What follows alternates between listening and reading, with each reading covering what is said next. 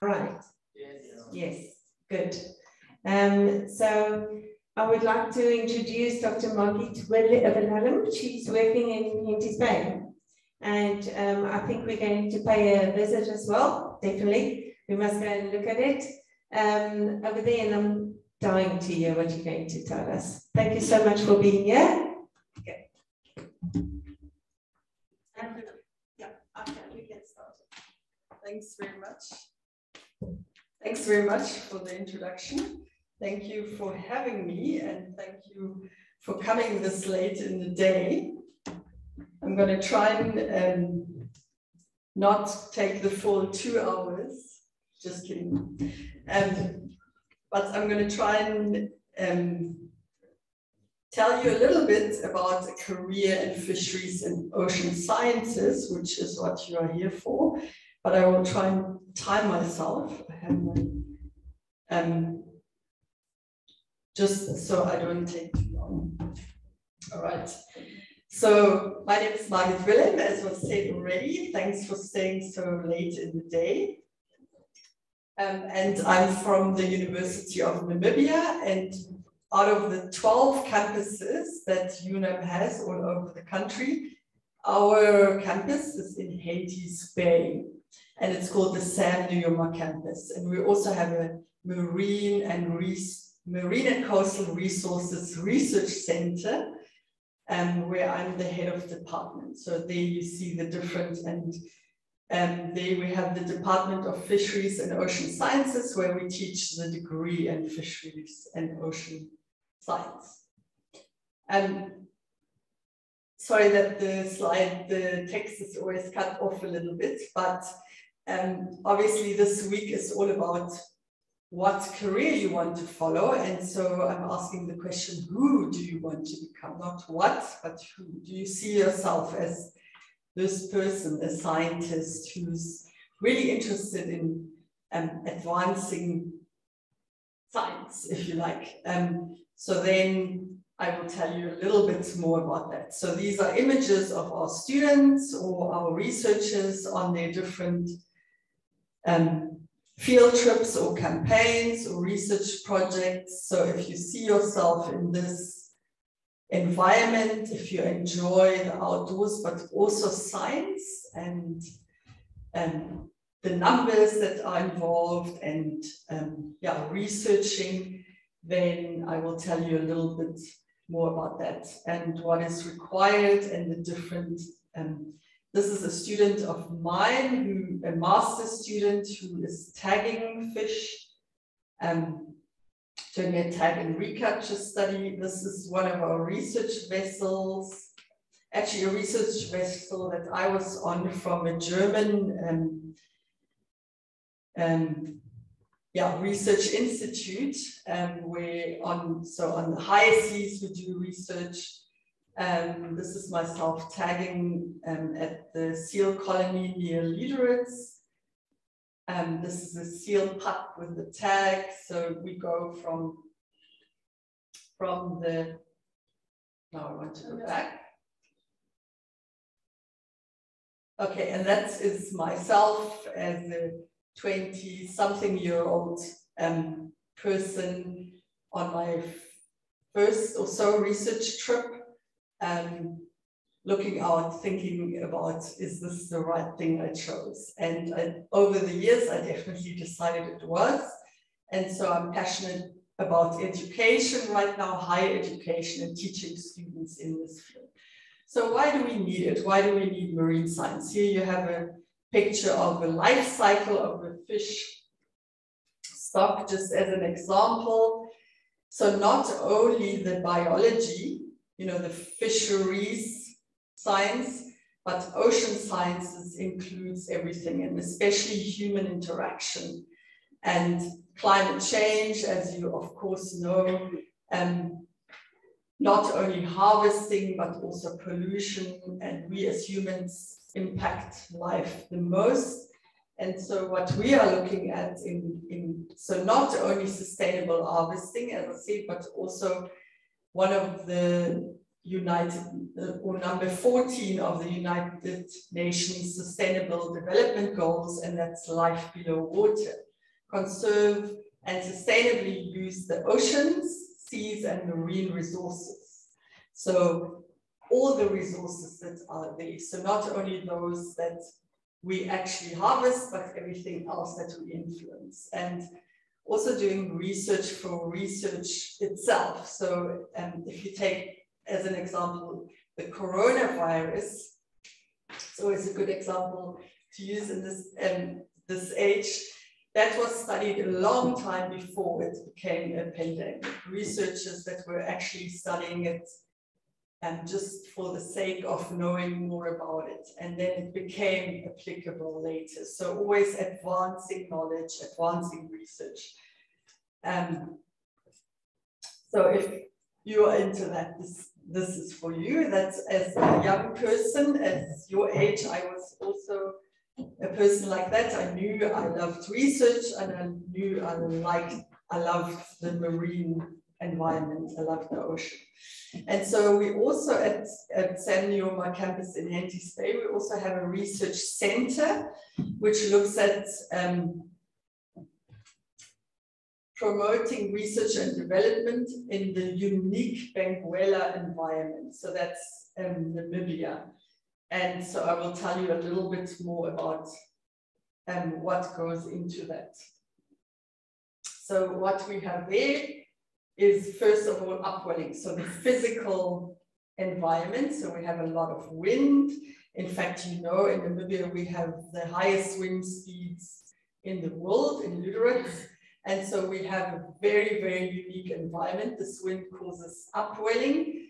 And I will not dwell too much on this, but basically it causes the very, very productive, nutrient-rich. It brings the wind, actually pushes the water offshore, and we have the nutrients coming to the surface, and we have blooms happening. So what you could study, or what you also will go over in our modules, is physical oceanography. So you're studying movement of water, winds, environment, everything that has to do with that. So physical oceanography. Here you see the very cold water. The blue is cold outside Namibia, and that's actually because of upwelling. So we study this. And as a scientist, you can later specialize in this, or chemical oceanography, looking at biogeochemistry, oxygenation. As you know, we have a lot of sulfur here, which is also very unique in the Namibian environment, and it causes low oxygen water, and it influences life around here and how that's adapted. So that's a field of study. Here I give an example of, on the vessels, how we study the water environment. This is what's called a CTD, conductivity, temperature, and depth sampler, that goes off the vessel, off the side, and the boat stays on one spot as much as it can. And the CTD, it's driven by a winch, and it goes all the way to the bottom. And sometimes that can be up to 200 meters deep, depending on where we are. And then it will sample all the way to the, there's an instrument attached which will sample this conductivity, which is salinity, temperature, and depth. And then you see these bottles that are attached here. Those are called rosette samplers, where at different depths the bottle closes and takes a water sample, and then you can study the chemistry of the water, like the oxygen, and you do titrations and that to study the chemistry of the water. So you also need chemistry as a background, which we also teach in the first year, and then specifically marine chemistry. This is then a student, the picture you saw before was a student sampling the rosette sampler, where it comes to the surface on board, and looking then at also carbon content in the water and everything. This is the vessel that I was on, that you saw the pictures on, the Meteor, which is a German research vessel. And here it's just showing that when the temperature is high, then the oxygen content is low. And so that's part of physical and chemical oceanography. Then you can also study biological oceanography. So as a result of this upwelling, you have phytoplankton blooms, which is the plants in the ocean. This is an example of a phytoplankton species, and there's thousands of them. And this is actually the highest carbon sink in the world, not forests, but the ocean is actually a carbon sink, taking up carbon dioxide through photosynthesis. So these are also examples of phytoplankton species. Then you have the zooplankton, the little animals. That plankton is the small organisms, phytoplankton is the plants, and zooplankton are the animals. And here you see examples of those. These actually feed on the phytoplankton and feed most of our fish resources. So this you get in huge biomasses as well, which is why you have so many, so much big biomasses of fish around the Namibian coast, and why you have this unique, very, very high fishing grounds. So biological oceanography will be the phytoplankton and the zooplankton, which you can study. Then you also get ichthyoplankton, which is the fish plankton. So that's spawning products, eggs and larvae. And ichthyology is fish science, which we also teach, and you can also later specialize in. This is, they call it the cat sampler. Actually, they modified a catamaran, which sails along next to the vessel for a certain amount of time, and it has a net attached, and there you sample the top surface, you sample the fish larvae. These are the German vessel again. They actually came up with this idea that how can you make the net swim on the surface, and they use the modified catamaran. So technical ways, you know, fishing gears and everything is also a way they go into. And then this is now showing you the food web. And so from this phytoplankton it goes all the way up to the top predators, the marine mammals and birds and penguins. You know, we also have in the southern hemisphere along the Namibian coast, sardine are the main forage fish that we call. Here you see those three forage fish. They're very nutritious and they feed.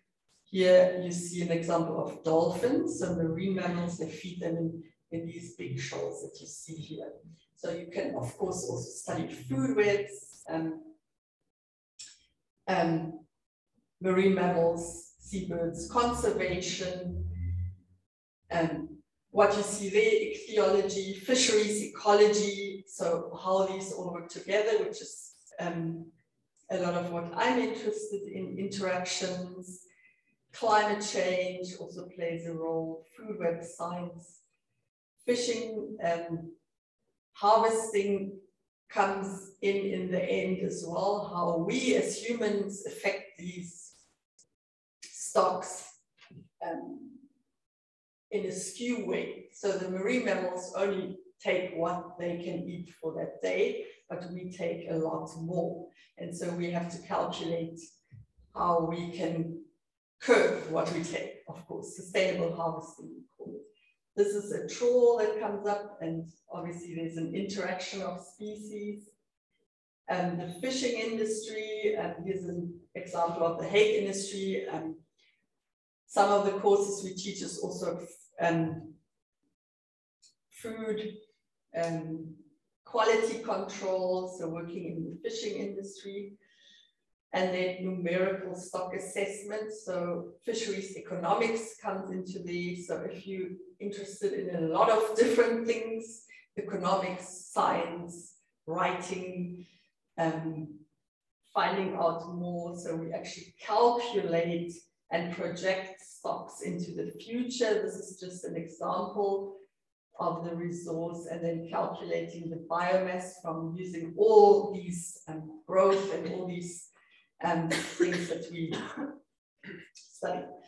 And then we have the offshore fishery, which is now the hake that I showed you, and inshore is, of course, that you might be more familiar with. The different stocks here are Kabeljau and Steenbras, for example, where we have tagging studies, tag and return. So we study the fish in a different way, and we're looking at their growth. This is a big Steenbras that we caught in New York Bay, which is down south between Lüderitz and Walvis.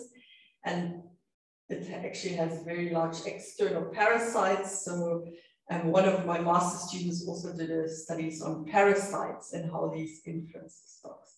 We also do genetics. These are, for example, 2 different species, and they can only be separated genetically. And then looking at lengths along the coast, and also from the tag returns, we look at growth.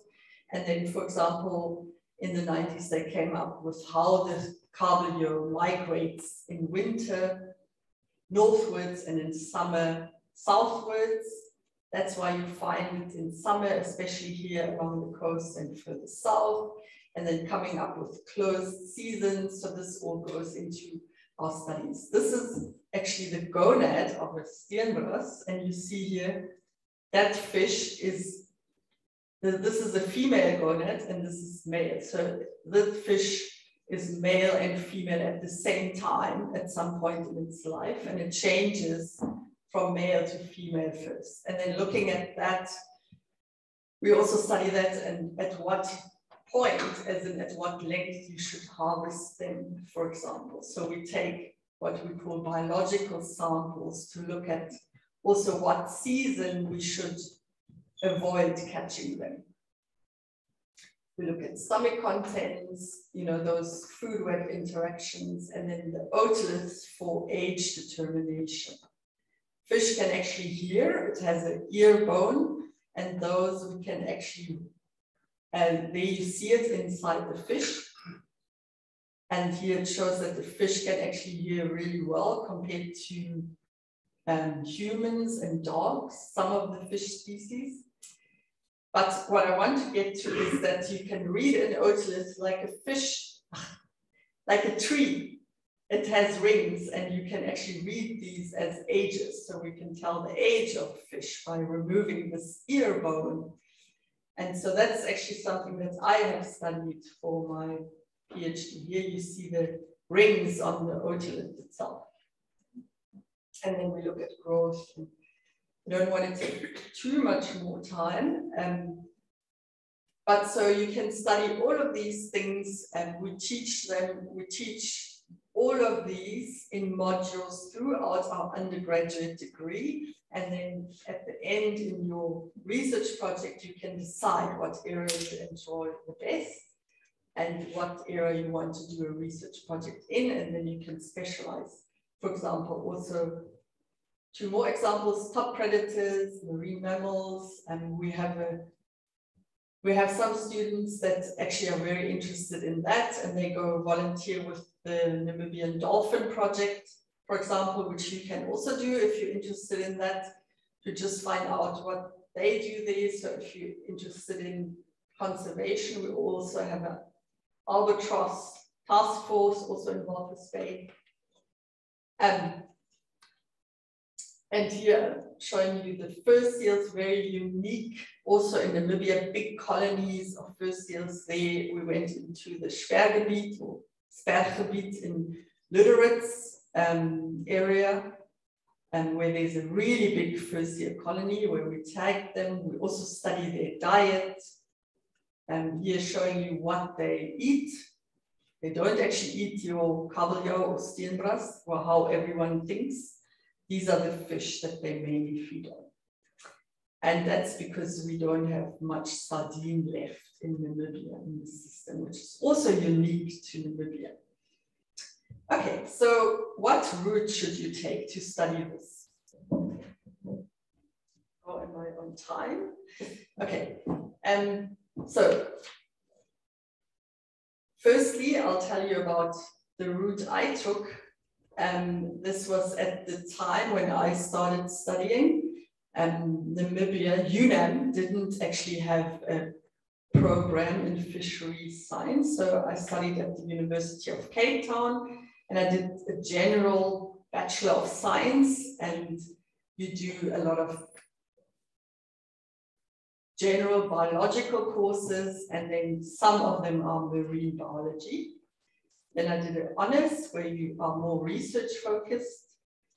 And then I did a master's where my project focused on a marine science area. I actually studied anchovy of larvae growth and birth together with environment. So I'm always interested in ecology.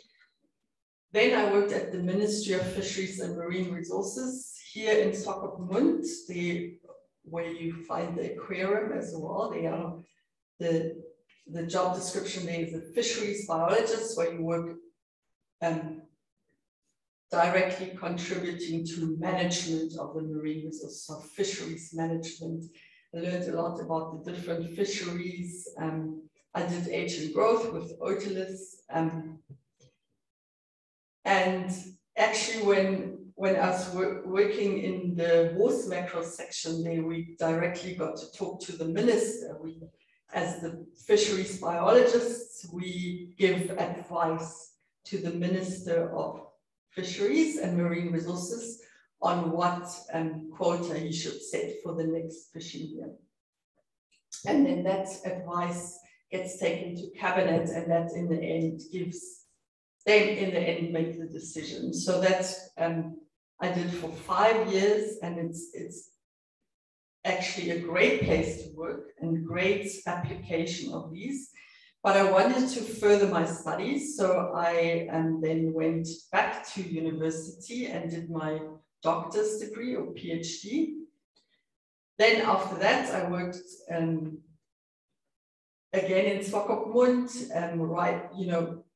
as the expert at the Benguela Current Commission, applying a lot of the things I did during my doctors. And then I did a postdoc. That's what they call sort of a short project that you do after your PhD abroad in the USA, and where I learned one of the techniques with climate change and otoliths. And then I came back. I got homesick and I came back to Namibia. And I've been at the University of Namibia since. Somewhere along the line, I decided higher education is where I want to be, and teaching students and advancing research, applying all this knowledge. And so I'm actually teaching population dynamics, which is the numerical part. But a lot of projects that I showed you some examples of with ecology and so on. As a Namibian student or learner now, I would advise you to go the following route. You do an undergraduate degree at our SANUMARC campus. It's called a Bachelor of Science in Fisheries and Ocean Sciences, where amongst other things, amongst the subjects that I told you about before, physical oceanography, biological oceanography, fish ecology, marine ecology, we also teach environmental impact assessment, all applied to marine and coastal sciences, aquaculture, fish nutrition, so fish farming, courses that go into that, food processing and quality control. Those that belong together, I highlighted them in different colors. Marine law, so marine protected area are a big thing. So looking at what laws should go and policy should go into management of coastal and marine environments, genetics, and you always need to know about statistics. And at the end, you will do a research project where you can choose, as I said, one of what you love the most during your undergraduate. And then we also do an internship where you can then, for 6 months, it will change. We actually recently, just last week, got accredited a new degree where we do a Bachelor of Science.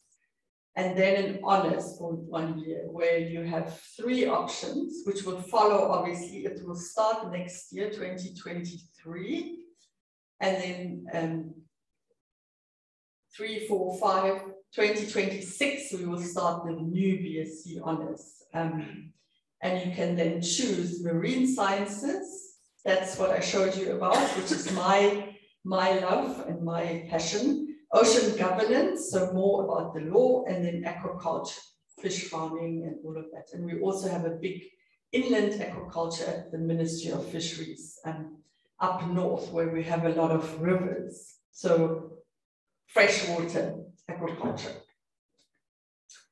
And then after you did your BSc honors, your project, everything is always cut up to the top. But your project can follow these fields that we offer at the SANUMARC campus. Oceanography, fish and fisheries, climate change, coastal and desert agriculture. We always incorporate marine products into those. We also do water desalination and renewable energy. So water resources, like I said, and then land-ocean atmosphere interactions. And in all the projects, we do community outreach and applying it specifically to the Namibian community and environment. After that, you can then apply for scholarships and do your master's abroad. For example, we have a big collaboration with Germany, the DAAD, can't remember what that stands for, but they actually, especially in African countries, they give scholarships for postgraduate students. We do a lot of work with Norway, for example. A lot of our, my colleagues, our students, former students, actually did their masters and or PhDs in Norway or Denmark or Germany. And then you do your PhD, or you come back to work first, like me, and then study further through your work. And it's always advised to do it at different universities. And you can get a lot of experience through that. Why should you study in Namibia? First, our unique environment, like I said, nowhere else in the world you find these, like I mentioned, the sulfur. Actually, everyone from all over the world comes to study it here. We have a bacteria called Margit, which causes that sulfur outburst that we have regularly along the coast. And you can actually, some of you asked me about microbiology. You can study that as well, marine microbiology. We have that unique environment that everybody comes, as you saw, we have the German vessels, the Norwegian vessels. Once you've done all of this, also come back to Namibia and apply your knowledge here. We need you to go get that experience, but we need you to come back as well, and like me, come and teach it to the next generation. What do you need to get in? It's always a question that's asked. So here, the minimum requirement is 3 subjects on the AS levels. Another reason why you should study at UNAM with at least a D, and always better to get higher marks because of the competition, and then you will also breeze through your, it will just be easier to study a lot of chemistry. English must be one of the subjects, and it must have a minimum of a C. And the 5 subjects should include mathematics, biology, physics, or chemistry. So the science, most of the science degrees, you need those sciencey subjects. If you have 3 subjects on, if you only have 2 subjects on AS levels, you need at least a C in the other 3 subjects. Does that make sense? But it doesn't say which ones of these 5 should be AS. But I will always advise to have mathematics as high as you can for your ability. It will always help you, especially with statistics. And a lot of the things are actually numerical applied, as we said. If you have a school leaving certificate before 2021, then we take the same, except that it's then the higher level and the O level. And for the higher level, you need at least a 4, just like a D, I guess. And then the same here. The same as before, except then we take the H and the O here.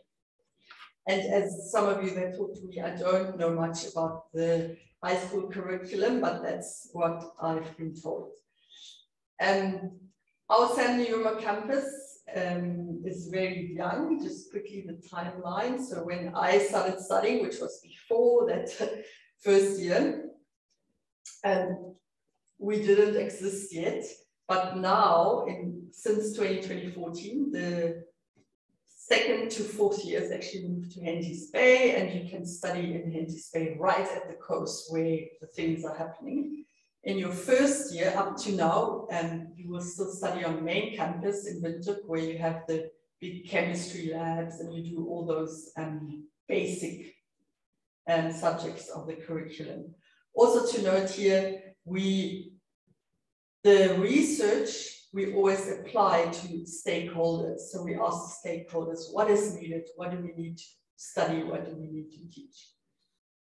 And that is almost here our facilities. Another reason why it will be really good to study there. Oh, no, I can't go back again. I need to point this way. Just go one forward. Yeah. One back again. These are our facilities at SANUMARC campus. We have state-of-the-art research facilities, especially our research aquarium. That's the next slide, where we have marine water directly from the ocean. We do a lot of experiments there, and we actually do have visiting scientists who come, especially also to use our facilities. So these are also really good. What do our students do? Or where they're from? Most of them are from Namibia, but we're also from other African countries and some other countries outside of Africa as well. What do they do after they finish studying? As I said, we do have students also in quality control and processing, other relevant industries. I was asked earlier today about mining impacts, so consultancies as well. These are the other relevant industries.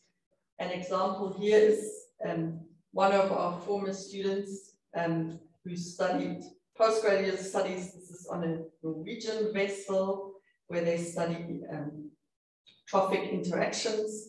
This is another former student doing her master's and presenting at an international conference. And then one of our former students, this was before I was teaching, they formed a company, her own consulting company, please read it there from the slide.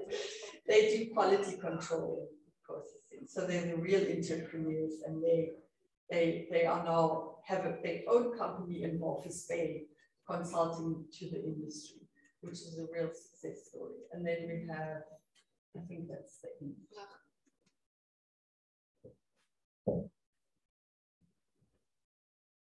There we have the contact details, where you can find out more. We also have brochures here. We're here the whole week still, and later in the week, I will also tell you more about the other degrees at UNAM and other entrance requirements, but it's all on the website. Some of our brochures haven't been updated to the new curriculum requirements, but these are we also are on Twitter and Instagram and Facebook. And then we have our own campus, so our degree and contact details. And that's it from me. Thank you for being patient. And I will take any questions.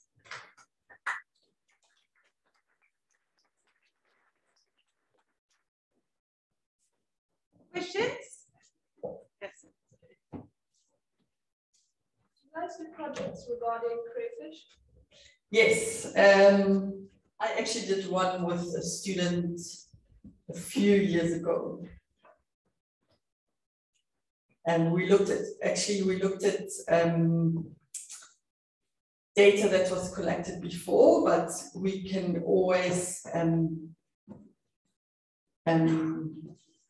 obviously for that, someone needs to dive and collect new data and get the permits, but it's definitely something that we look at together with Ministry of Fisheries as well.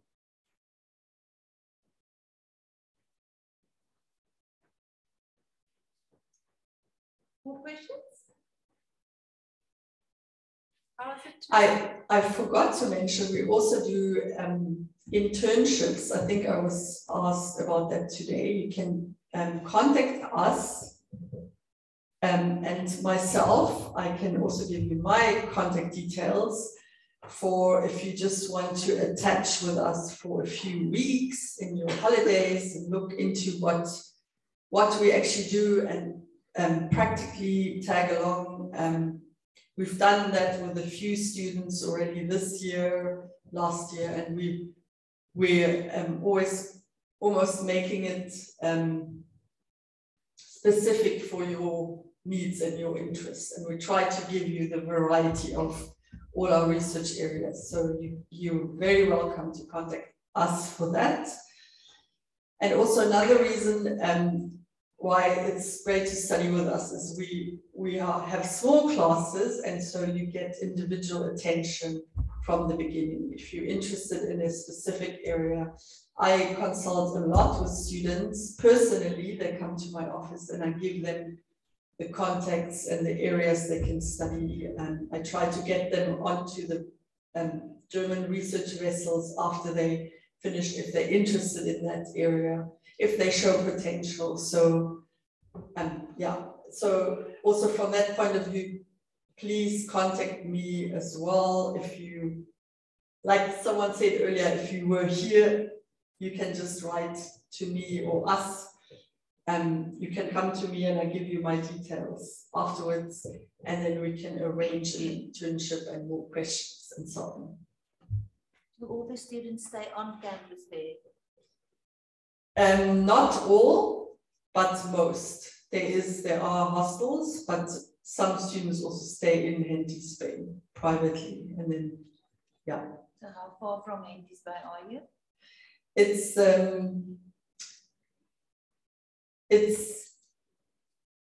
from the last northern house in Henties Bay. It's about 400 meters. Okay. So it's a little bit outside of Henties, but yeah, they're actually building houses right there. It's on the Omaruru River. Yes, it's at the river mouth of the Omaruru River.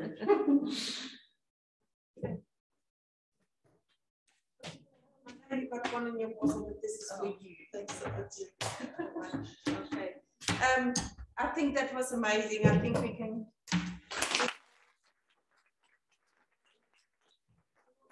Ask our the biology teacher to grab you tomorrow. Yeah. Because I think there's a lot. And you wanted to come with your whole biology class, you also most welcome. And the physics class as well. And physics and geography. Yeah. Geography. Yeah. Thank you so much. We're looking forward to Wednesday. All right. That's for all for today. Thank you guys very much for being here tonight. Please tell your parents also to come. I think they must be the ones who hear this. So also for them. Thank you for the crew over there. Thank you for staying the whole day here. And thank you for coming from Alexandria School. Are you glad you came? Good. And thank you also for coming. Right, that's all for today. If you guys can just help us close the windows, that would be fantastic. Thanks. And then, yes, see you tomorrow. Thank you.